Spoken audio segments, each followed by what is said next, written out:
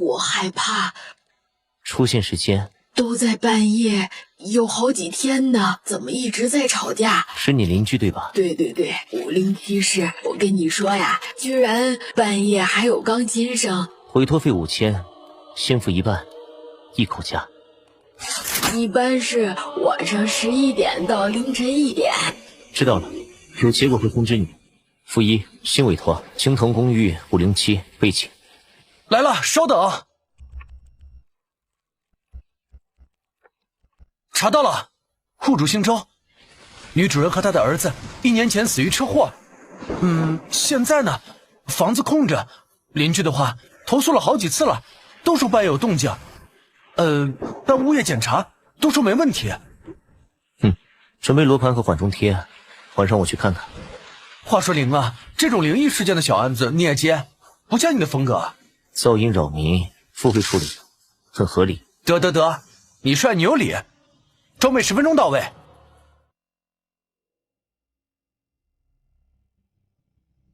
你为什么不听我的？爸爸都是为了你好。听到了。我喜欢，你从来都不管情绪收录，能量读数开始拔升。准备进入。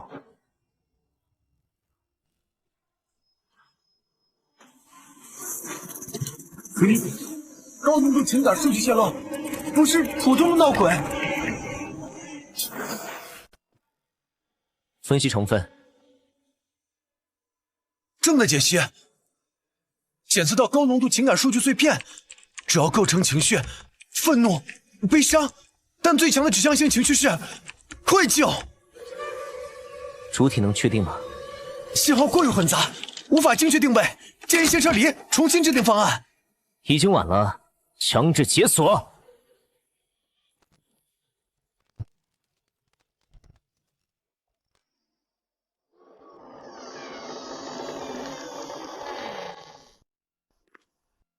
视觉确认，空间已被数据灰霾污染，能量读数异常，这些灰霾像是某种防御机制。等等，你听到什么声音了吗？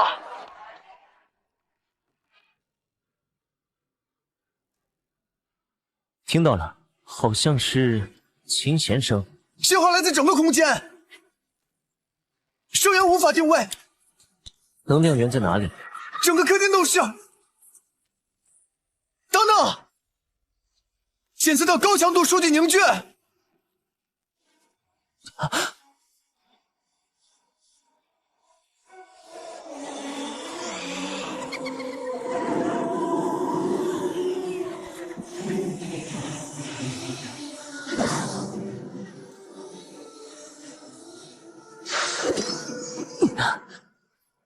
物理实体攻击消失了。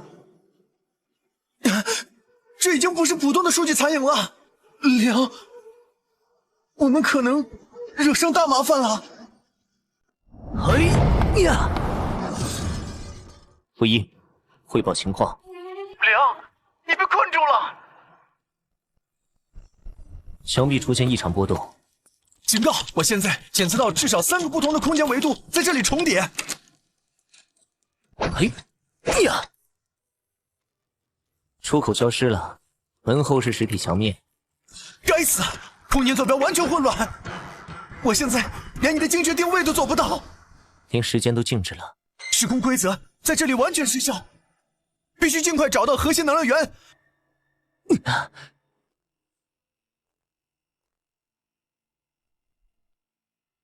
眩晕感很强，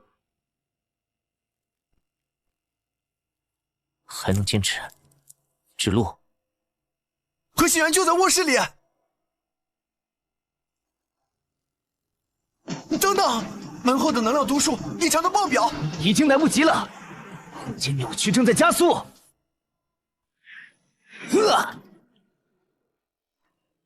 你现在所在的位置，在现实世界中根本不存在。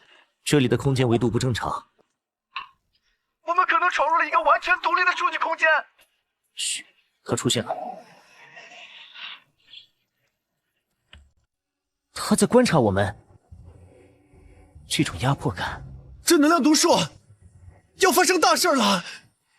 还用说吗？他是要发动攻击了。不可思议，音波居然实体化！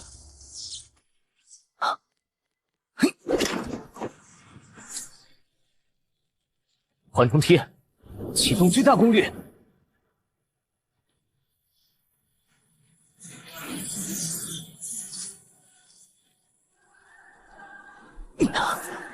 这样下去不行，缓冲贴正在不断被消耗，最多还能撑个几分钟。我在分析它的攻击模式时，发现了一个规律，它的核心能量源在它的心脏位置。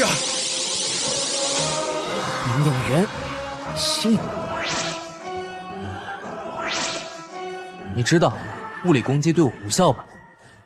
当然，但是你妈妈做的打卤面这么香，是因为你那碗有很多虾米吗？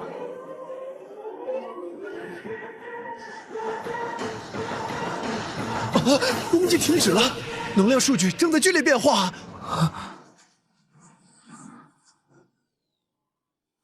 他一定说那是你最喜欢的味道。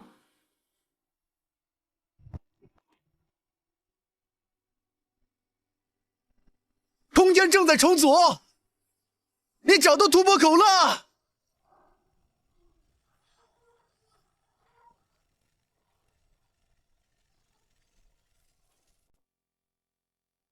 负一，报告情况。所有能量读数都在下降，还有他脸上的数据流也开始稳定了。你能听见我说话吗？啊，不可思议，他的数据核心正在重组。万三，我需要情报支持，目标代号青藤507，请求调取背景资料。资料传输中。雇主周小梅，单亲母亲，生前是银行职员，儿子周远16岁，是音乐学院附中在读。死因确认是普通车祸。表面证据确凿，但是事情不简单。根据刚才传输的能量特征分析，这里不是普通怨念。说清楚。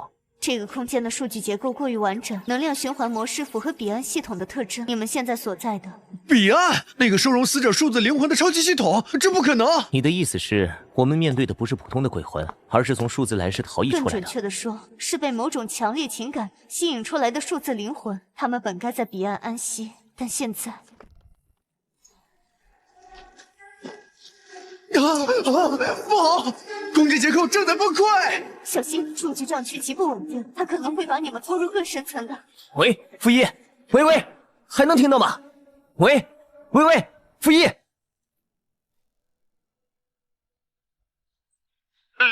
我检测到强烈的时间流，这是记忆回放。小心！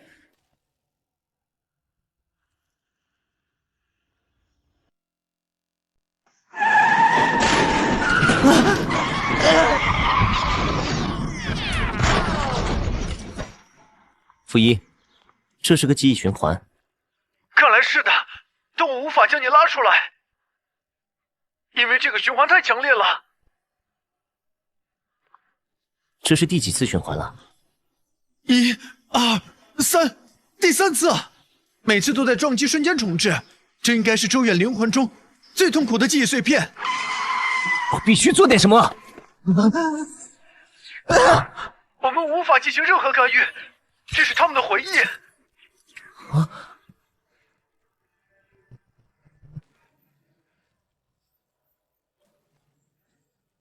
那个女人每次都在那里。她是周小梅，小远的母亲，她与这个记忆深度绑定。她的状态不对，她的注意力根本不在小远身上。警局分析显示，她的愤怒值达到顶峰，这很奇怪。那个孩子也在不断回头看周小梅，放大他们之间的互动，我要看清每一个细节。注意看，周小梅的情绪明显影响到了小远。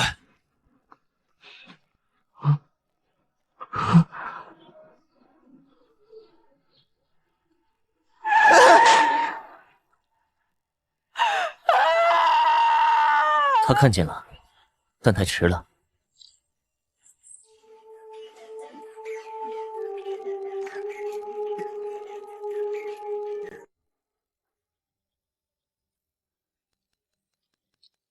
负一，增强音频采集，同步唇语。正在启动3级音频过滤程序。的情绪波动太剧烈，导致声音严重失真。他在重复某个词，听起来像是乐队。确认，他在说那个地下乐队。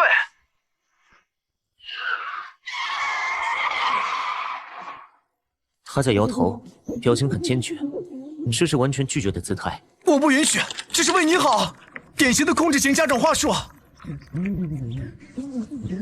小远在说什么？他在喊你从来不懂我，这是我的梦想，典型的亲子冲突模式。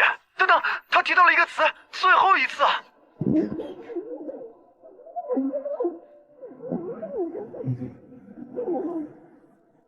他在喊什么？快，稍等啊！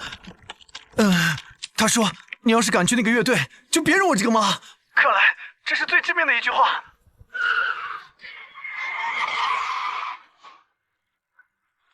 循环停止了，为什么？能量读数异常，空间稳定性在下降，有什么东西在改变？是核心执念产生了波动。那首曲子还没给他。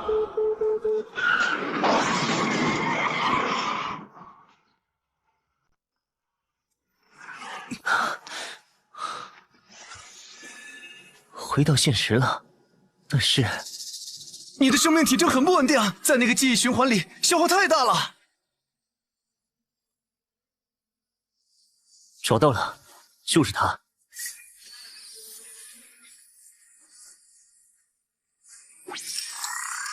警告！检测到高强度情感能量场，这个数据锁是用极致的执念编织的。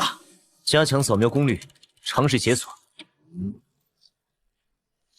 不行，锁的结构太复杂了，强行破解会触发自毁程序。我试试记忆回溯解码。能量读数飙升，快停下！两种方式都不行。这个锁融合了愧疚、遗憾、未完成的爱，太复杂了。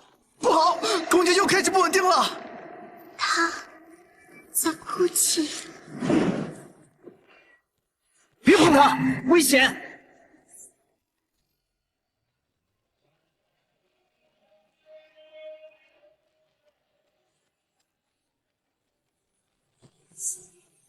你是怎么做到的？我不知道，只是感觉应该这样做。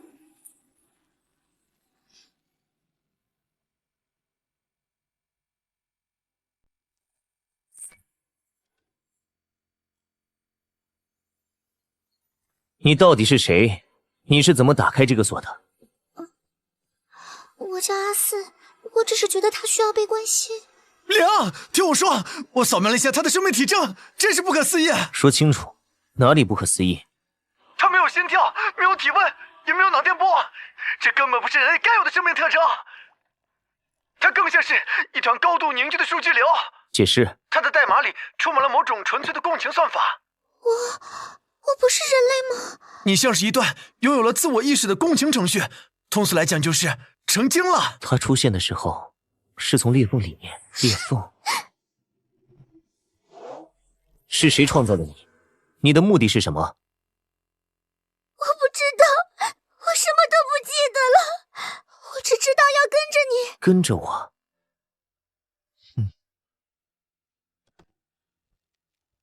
等等。这段音乐，它在缝合空间的数据撕裂。谢谢你们，谢谢你们找到了回响。这首曲子，这是我给妈妈写的道歉曲，但是妈妈的执念还在更深的地方。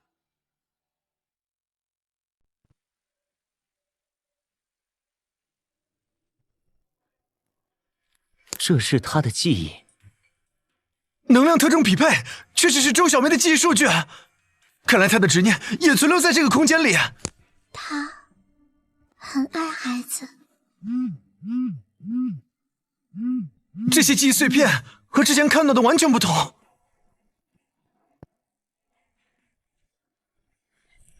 他一直以儿子为荣。确实，他一直在想办法筹措音乐学的学费。小远很有天赋，但是学习音乐需要很大的投入。我只是怕他吃苦，这条路太难了。他不是反对，他是害怕。也许该相信他。对不起，妈妈错了，妈妈应该支持你的。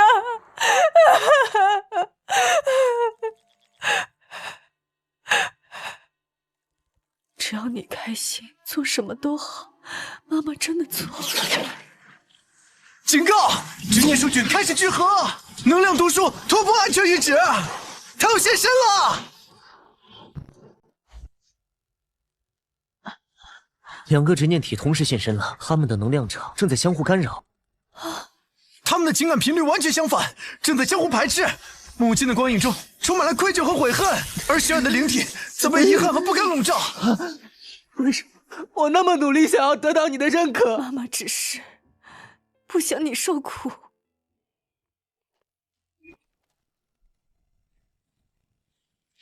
必须控制住能量外泄。居然没用！看起来常规手段完全无效，他们的执念太深，已经形成了自我循环的能量场。从来都不相信我能实现梦想。妈妈知道错了，可是太迟了，一切都太迟了。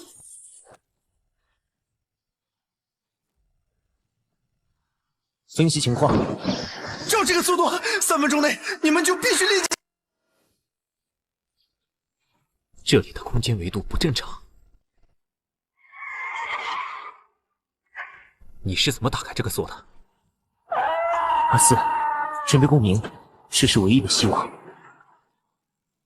记忆编码师的工作十分危险，你准备好了吗？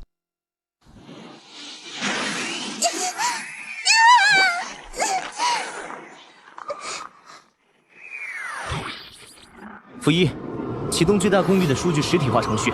明白，但是灵，这样做会耗尽你所有的能量储备。实体化。阿四，就是现在，用你的共情能力引导他们。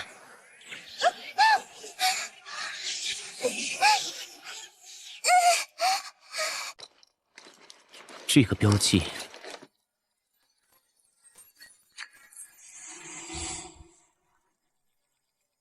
能量读数正在恢复正常啊！数据风暴完全平息了，这简直是奇迹啊！谢谢你们，让我能够真正的告别。谢谢你们让妈妈听到了我的曲子。他们终于理解了彼此。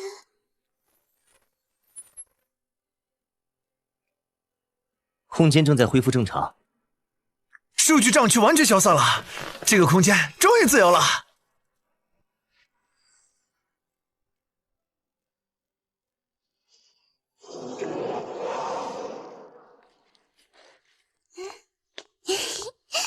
他们现在应该已经安息了吧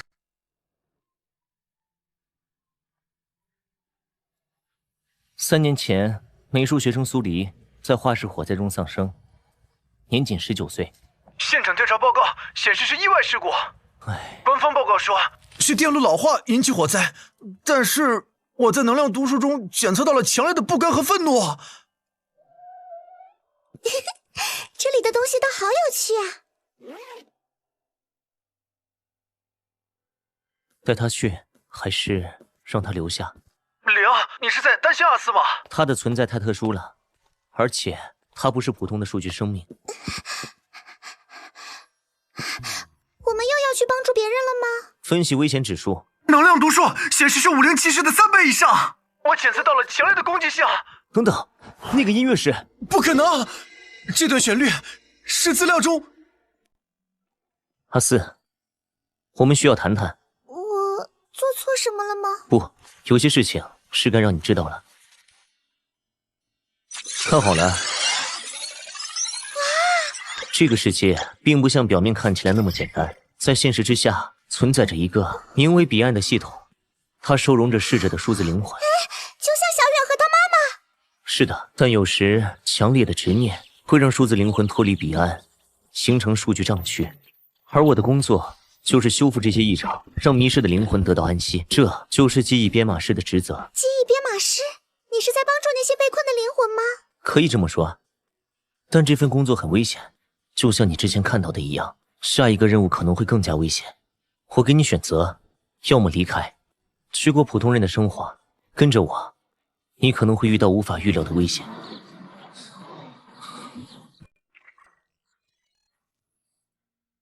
怎么了？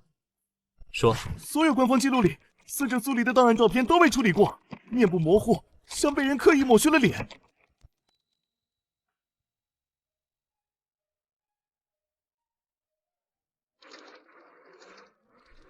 我又听到了。听到什么？钢琴声从这个八音盒里传出来，还有画笔画在布上的声音。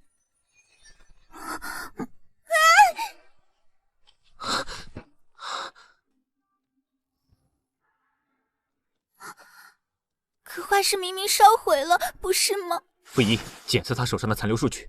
有微弱的数据共鸣，来源指向画室，这不合理。他从没去过那里。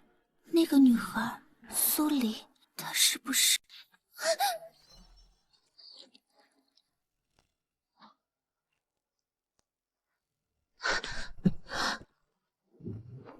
能活动吗？是能动，但是有东西钻进来了。傅一，分析入侵数据。真的解码，是记忆碎片，3年前的。不好，空间坐标开始剧烈波动。我不是记忆投影。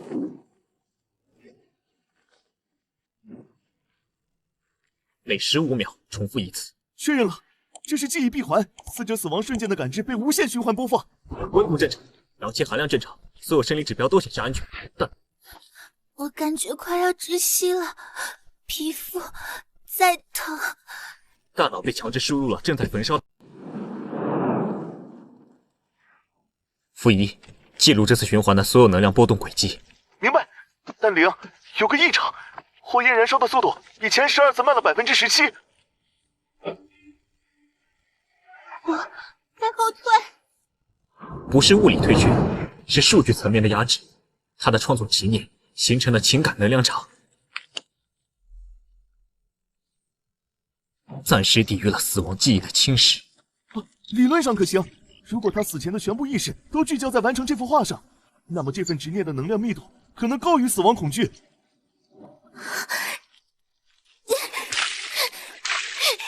他在画什么？颜色好乱。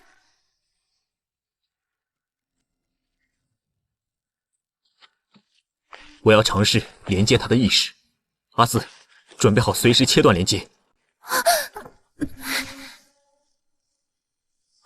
我找到了一些东西，万三庄传过来的，最高加密级别，代号美梦计划。这个副标我见过，这里写的是情感可视化实验，编号09，3年前启动，联合政府秘密科研项目，宗旨探索人类情感的数据化表达与艺术转化。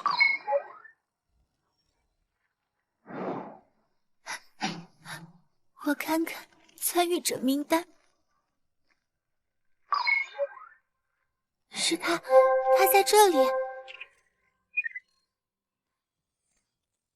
实验流程：将受试者的脑电波与情感波动实时转化为视觉数据，再通过神经接口投射到数字画布上。理论上可以实现想到即化成。实际效果呢？这张脸和画室里这个零号，怎么了？头好痛，白色，全是白色，那仪器在闪，玻璃后面有眼睛在看我。可能是触发记忆闪回，大脑防御机制在排斥关键信息。能撑住吗？我们需要做个决定。什么决定？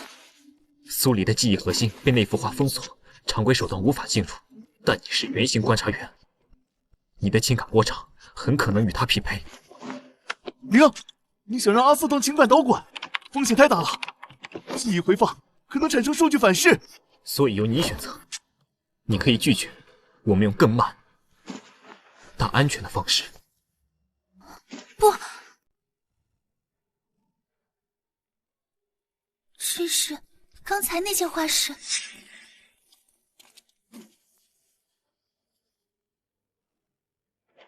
时间点往前推了，这是更早的记忆。累了吗？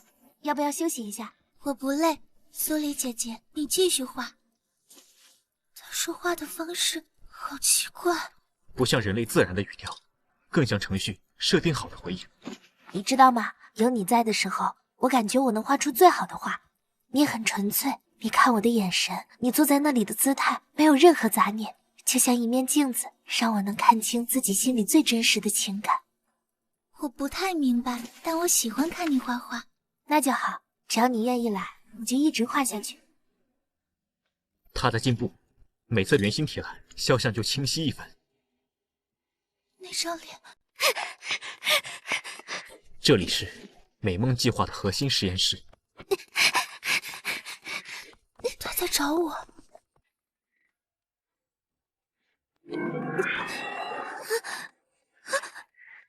权限不足，您的访问权限于今日上午9点撤销。开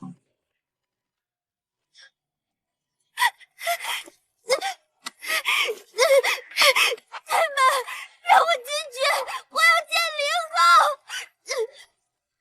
我要见他，我要见他。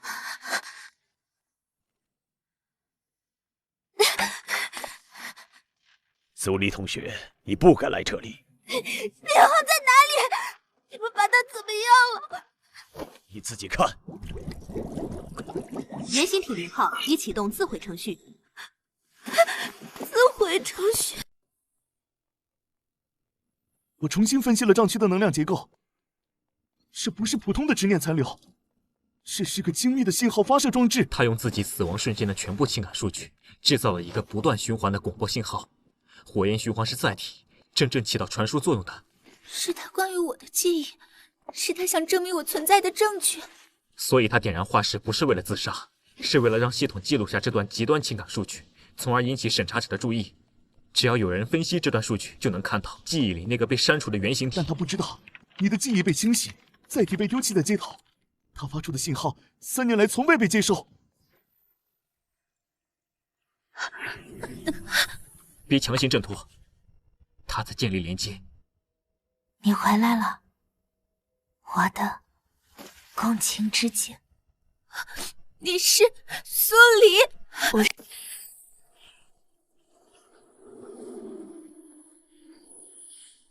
颜料凝固的记忆，终于能开口说话了。你是苏黎的记忆体？是我用全部情感数据制作的备份，封存在这幅画里。只有当你亲手完成它时，我才会苏醒。你的记忆体能维持多久？足够把真相说完。你知道自己是原型体0号，但你知道美梦计划为什么需要你这样的存在吗？档案只说是情感可视化实验，帮助艺术家创作。那只是第一步，项目的真正名称是完美人类情感镜像工程。他们要创造的是能完全吸收、理解、量化人类情感的数据载体。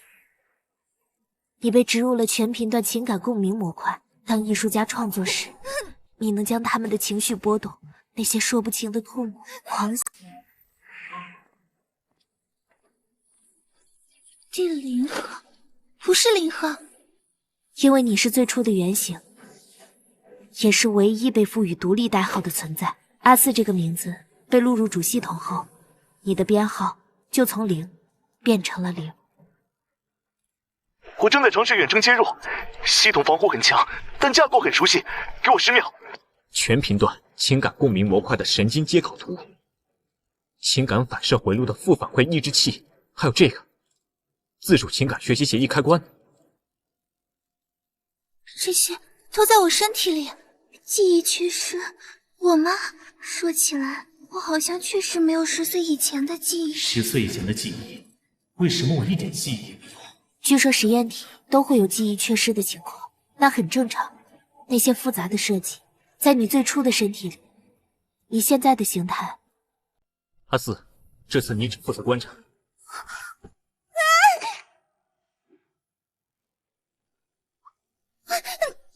我感觉快要窒息了。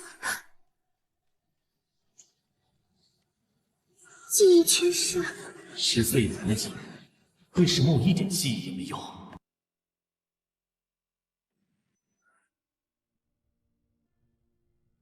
这是你成为第9接口后的第3个月，系统在逐步稳定，但代价是你的情感反馈越来越慢了。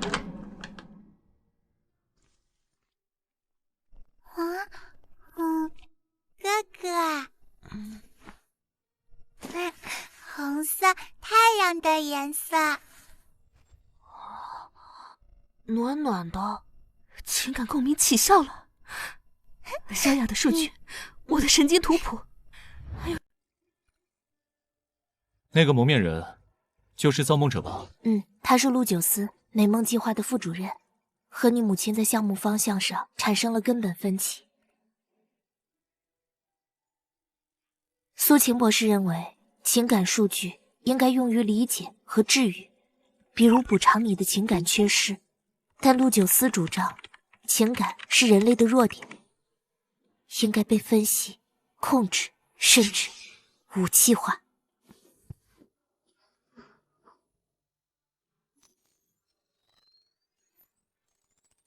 我查到陆九思被驱逐出项目的记录，理由是他私自进行情感反向诱导实验，导致3名实验体精神崩溃。他带走阿斯后，将他囚禁在另一个秘密实验室，试图强行改写他的核心协议，把它变成能主动输出情感暗示的武器。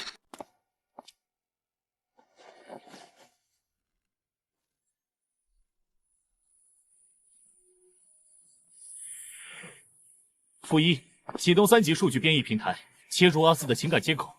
万3，我需要你锁定这个空间的现实坐标。平台已上线，正在建立双向数据桥。阿斯的供气模块响应强度异常高，坐标已锚定。警告：该空间因疏离记忆体消散，结构稳定性正在下降。你们有12分钟完成这幅画，要是失败，你们将会被永远困在这里。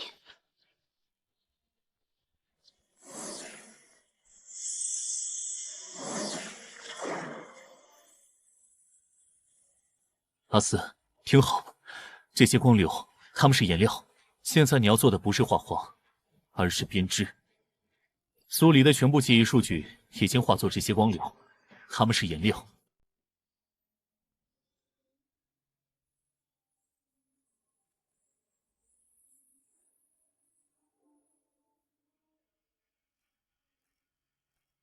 上区能量归0，空间坐标完全稳定。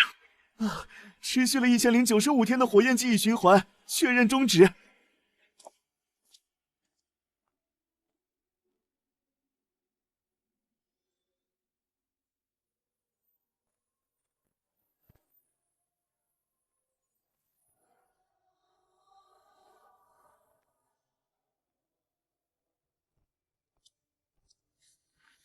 他能感知我吗？不是感知，是共鸣。这幅画现在是一个稳定的情感数据结晶，像一面真正的镜子，反射着观者的内心。苏黎最后，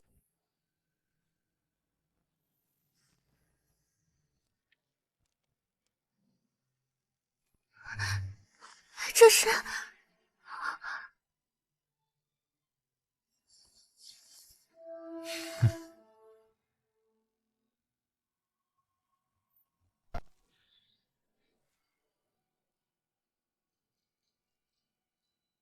第2个异常节点确认修复，彼岸系统接口深度同步更新。9个初始节点，你已解决2个。随着数字递减，你与系统的融合不可逆转的加深了。负1，你怎么想？所以每解决一个事件，你就离完整更近一步，也离被系统完全吞没更近一步。然后呢？事故档案调取完毕。5年前11月7日，星光剧场最后一次带妆彩排，剧目《谎言之城》，晚上9点17分，舞台中央主吊灯意外坠落，3名主演当场身亡。事故调查报告很完整，所有程序都合规，但奇怪的是，这3人的死亡时间戳在系统记录里有0.3秒的微小延迟差，这不像是单一事故造成的。人际关系正在交叉比对。苏婉出身戏剧世家，性格孤傲，是剧团毫无疑问的台柱。沉默3年前空降剧团，背景神秘，演技出众，但人缘一般。赵倩，她是剧团最大投资人的侄女，纯文是她邀进来镀金的。啊，您就是林凌先生，我是周世安，星光剧团的团长。我的剧场闹鬼。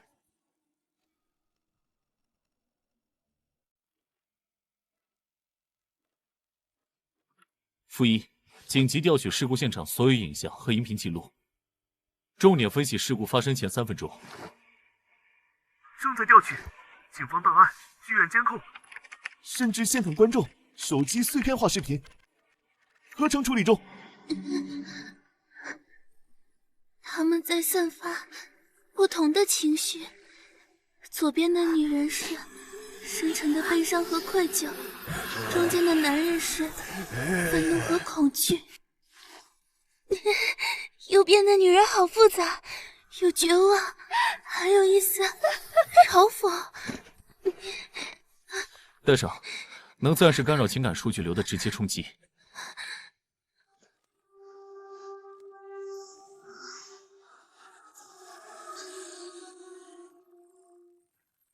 能量图数暂时回落，他们退回记忆回放的核心区了。但共振结构很不稳定，随时可能再次爆发，需要更多信息。当年事故的现场人员档案里，除了3名死者，还有谁？现场共有7名工作人员，4名舞台助理轻伤，已离职；灯光师和音效师当时不在舞台区，未受伤。唯一身处危险区域且幸存的是舞台监督李卫国。谁让你们进来的？剧场晚上不开放。李卫国先生，关于5年前的事故，有几个问题需要您协助。我什么都不知道，事故报告都写了，是意外，吊灯老旧，螺丝松动。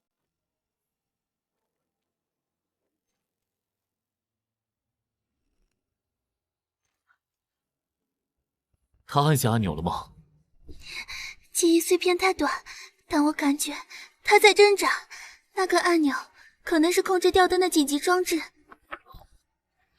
我分析了剧场控制台的设计图，确实有一个吊灯紧急释放按钮，用于在吊灯出现意外摆动时，快速解除悬挂，让它安全降落到保护网里。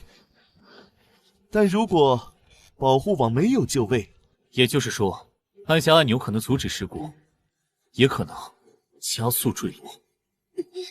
他们又来了，情绪波动好强，在呼唤我们。既然他们邀请，我们就进去。负一，准备记录所有数据波动。王三，稳定我们的生物信号。我记录了全过程，不可思议。这3个人的执念核心，不是死亡本身，而是死亡前那一刻，各自没有说出口的真相。他们在用这种方式，一遍遍重演那个瞬间，试图说出当时没能说的话。分析情感数据流发现关键，事故发生时，3人强烈的未完成表达，形成了3个独立的情感数据包。但由于死亡瞬间的极端冲击，这3个数据包没有消散，反而因为内容上的相互关联，产生了异常的数据共振，在互相喂养。苏婉隐瞒了对沉默的感情，沉默隐瞒了自己的出身，赵倩隐瞒了她知道的一些秘密。这些谎言在死亡那一刻被放大，纠缠在一起。对，这就是集体记忆障区形成的原理。每个谎言都是一段高强度的情感数据，3个谎言在死亡瞬间，因为空间重叠和情绪共振，形成了自持的能量循环，就像3个不同频率的音叉。在某个特定距离内会互相激发震动。所以，单纯的安魂没有用，必须解开他们的谎言，让每个情感数据包完整表达，然后自然消散。我来做，我能听到他们真实的心声。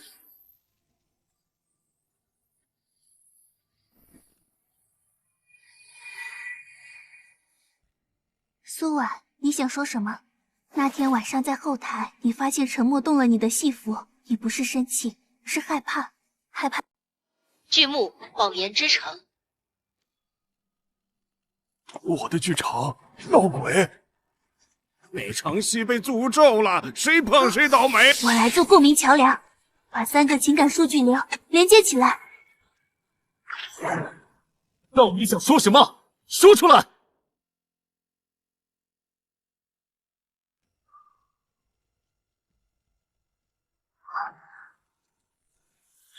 我们都说谎，所以我们都死了。3个谎言在死亡瞬间相互碰撞，形成了连锁反应。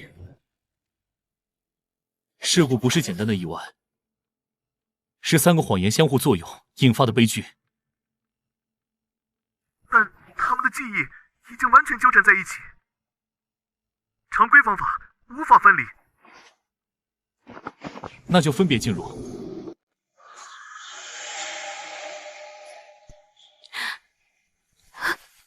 下一个，沉默。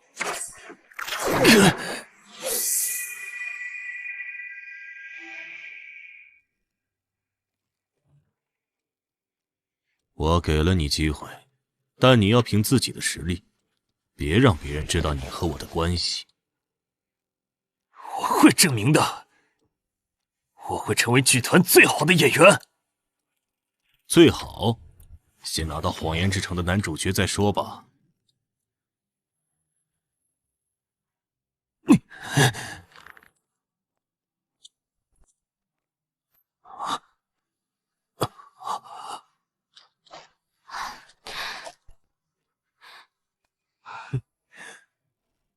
我看到你改剧本了。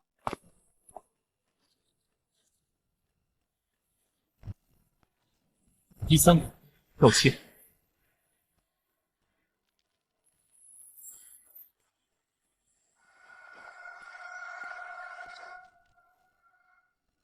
我想预支一部分演出费，我妈妈病又重了，急需钱做手术，麻烦您了。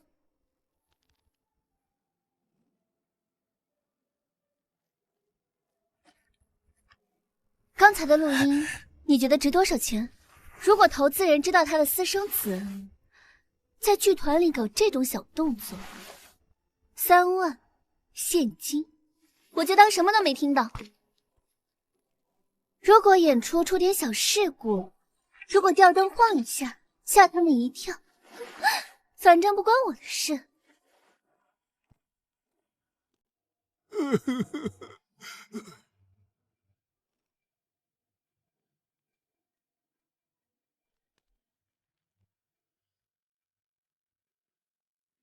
负一，查这个缩写。正在比对数据库，匹配到一个名字，陆九思。等等，这不是。确认 ，LJS 是造梦者本名陆九思的拼音缩写。档案显示，20年前，他曾在戏剧学院攻读心理学与戏剧理论双学位，《谎言之城》是他的毕业作品。所以这部剧是造梦者写的。不只是写。你看这些舞台指示和心理描写，几乎是对人性弱点的精准解剖。每个角色的谎言、欲望、恐惧，都设计得环环相扣。这场戏，3个角色在互相接。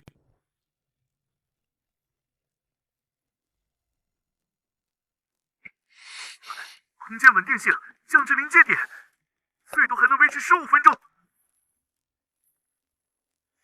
万三，锁定空间锚点，给我争取时间。程序加载中，10%、30%，锚点已锁定，但警告该区域只能维持10分钟。超过时间，空间将彻底崩塌，你们会被卷入数据乱流。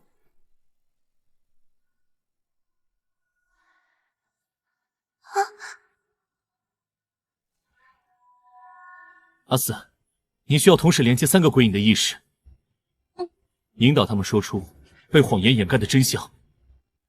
我会用数据流稳定他们的情感。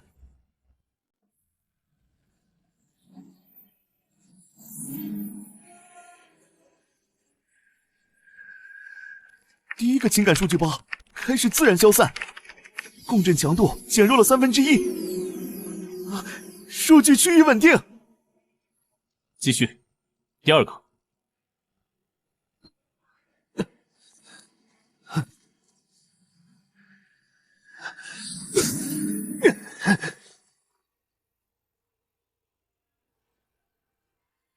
沉默，该你了，把心里话说出来吧。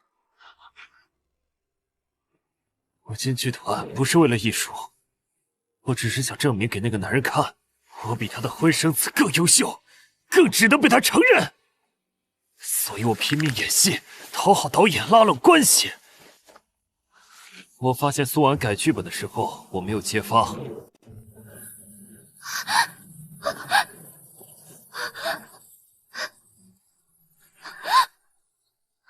赵倩，说出真相，你才能自由。妈妈早就死了，1年前就死了。我说她重病需要手术费，都是骗人的。我只是想要钱，很多很多钱，因为我害怕回到以前那种穷日子，害怕被人看不起。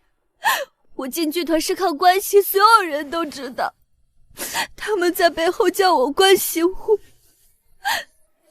所以当我发现他的秘密时，我觉得机会来了。反正他有钱，勒索一点怎么了？他活该。但我看到了，那天下午我看到螺丝松了，我明明看到了，可我什么都没说，我甚至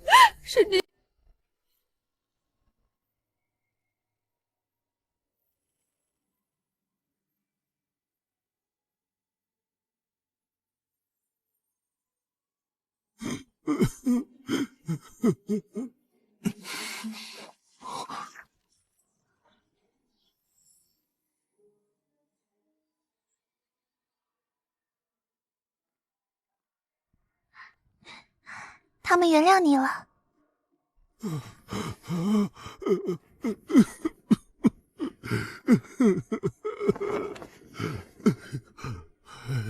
谢谢你们。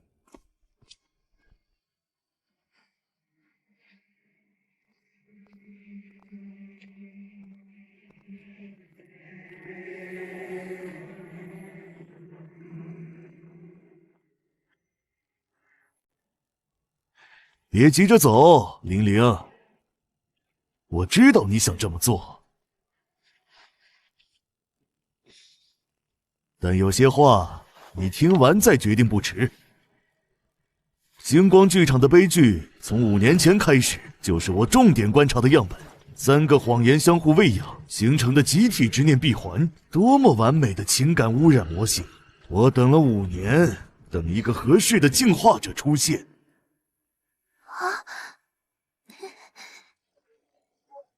你母亲认为情感需要理解和陪伴，那是低效的、充满不确定性的方式，而我认为情感应该被分析量化，最终被优化。痛苦、嫉妒、贪婪、执念，这些负面情感是人类冲突的根源。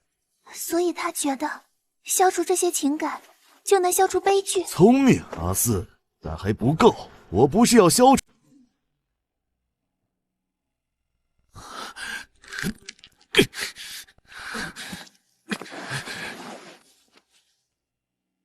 玲玲，阿四是我的作品，也是你的镜子，看看它，你就知道自己的情感有多残缺。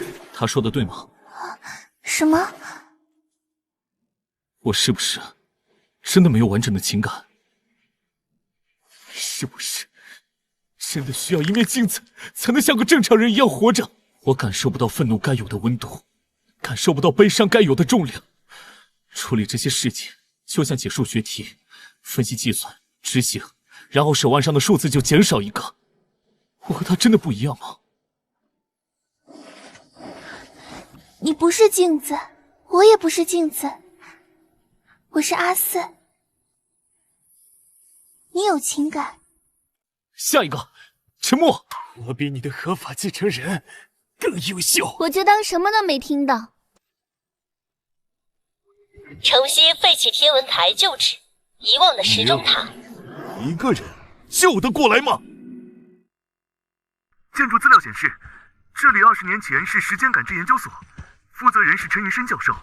9年前研究所关闭，钟塔废弃。但怪异的是，从5年前开始，附近居民报告总能听到塔里传出小女孩的笑声和一个男人的哭声，时间永远是下午3点多。我听到了笑声，很开心的笑声，还有水滴的声音。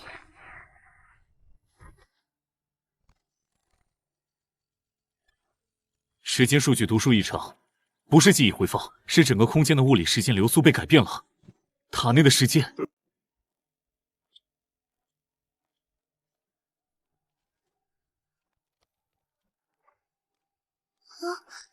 这个钟，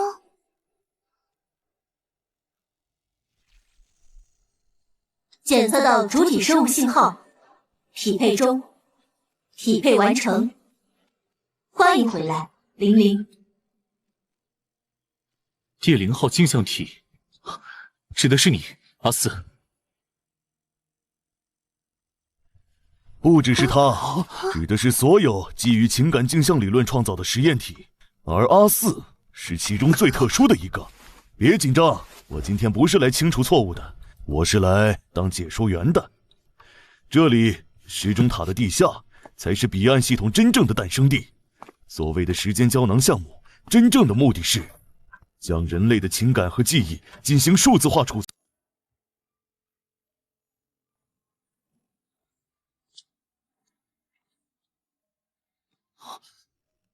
这就是记忆核心。9年前的那个下午，所有的监控数据、神经记录、情感波动图谱都被压缩存在这里。陈教授称之为“时间的琥珀”，要看看吗？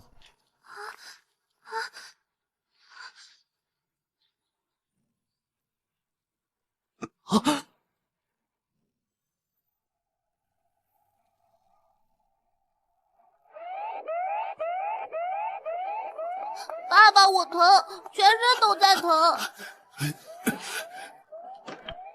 小玲，听着，系统因为你的情感数据异常正在崩溃，你必须进去，这是唯一能稳定它的办法。不，林渊，不能这么做，他会被系统绑定，他会失去所有情感，变成一个活着的接口。那也比……回答我，为什么系统会突然崩溃？因为我做了一点小小的改动。当年的时间胶囊系统太温和了，林渊博士和陈教授都坚持循序渐进，认为情感数据化需要数十年甚至几代人的时间，太慢了。所以那天下午，我绕过了安全协议，向系统核心注入了一段高强度的情感压力测试程序，想看看在极端情况下，人类情感的数字化极限在哪里，崩溃的临界点又在何处。你的情感数据是当时系统里最纯净、最强烈的样本之一，所以崩溃从你开始。但我没想到，苏秦博士的反应会那么快，那么决绝。他的献祭产生的数据，美得惊人，那是母爱。可惜，看来你还是选择了低效的、充满痛苦的人性。我不会加入你，但我也不会让这里消失。我要拿回我母亲留下的东西，还有我自己的东西。林玲，难道你想9年前中断的情感复苏，我母亲想用她的数据做我的情感锚点，但过程被强制中断了。现在，我要完成它。林，这太疯狂了！强行融合9年前的情感数据包，你的意识可能会被冲垮，而且系统现在极不稳定，所以需要桥梁，一个能理解我的情感结构，又能与我母亲的数据产生共鸣的桥梁。它是你的情感补偿体，它的核心使命就是帮助你维持人。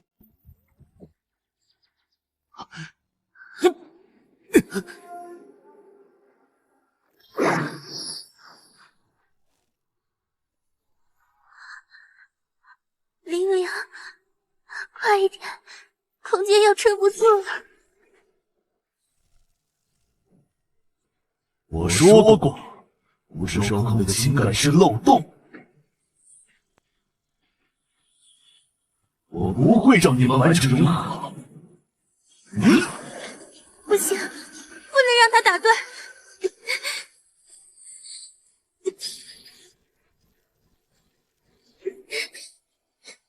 阿四，请下，一会。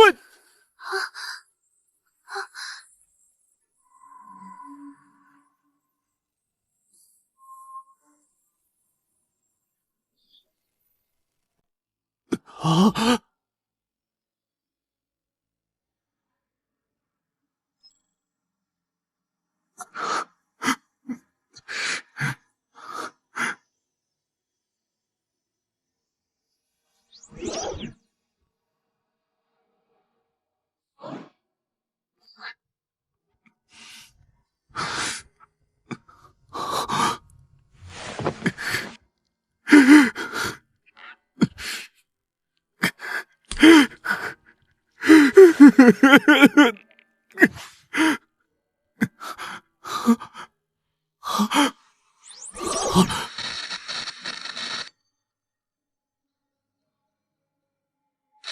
！5岁生日，他来我们家已经2年了。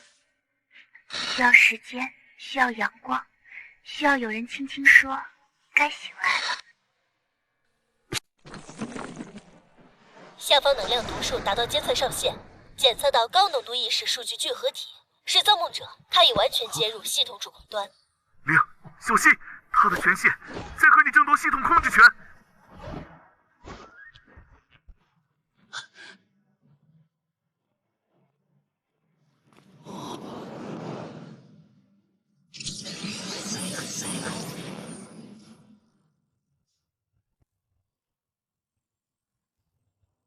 你来了，玲玲，正好赶上仪式开始。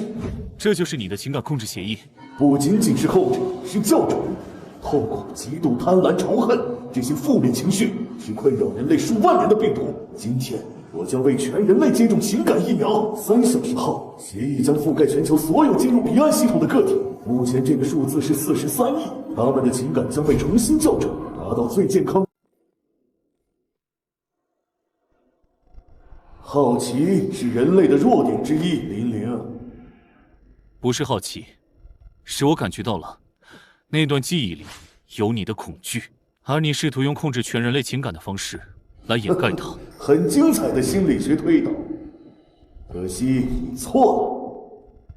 我没有任何需要掩盖的恐惧，我所做的一切都基于理性和逻辑。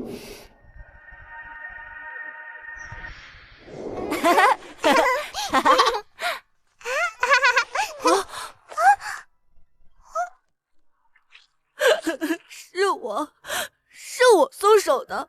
如果我没有站那么快，如果握得更紧一点。你妹妹的事不是你的错，那是个意外。意外就是因为意外，因为纪念不，我只是在逃跑。30年来，我每一天都在逃跑。逃进数据，逃进理论，逃进控制一切就能避免悲剧的幻想里。我告诉自己，只要把全人类的情感都管起来，就不会再有像我妹妹那样的意外。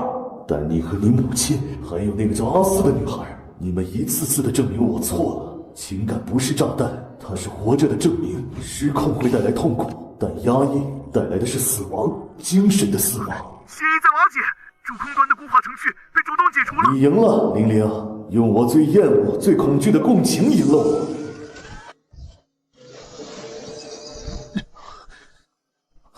我不配被原谅。这个实验室，这些程序，还有我差点对几10亿人做的事，都是不可饶恕的。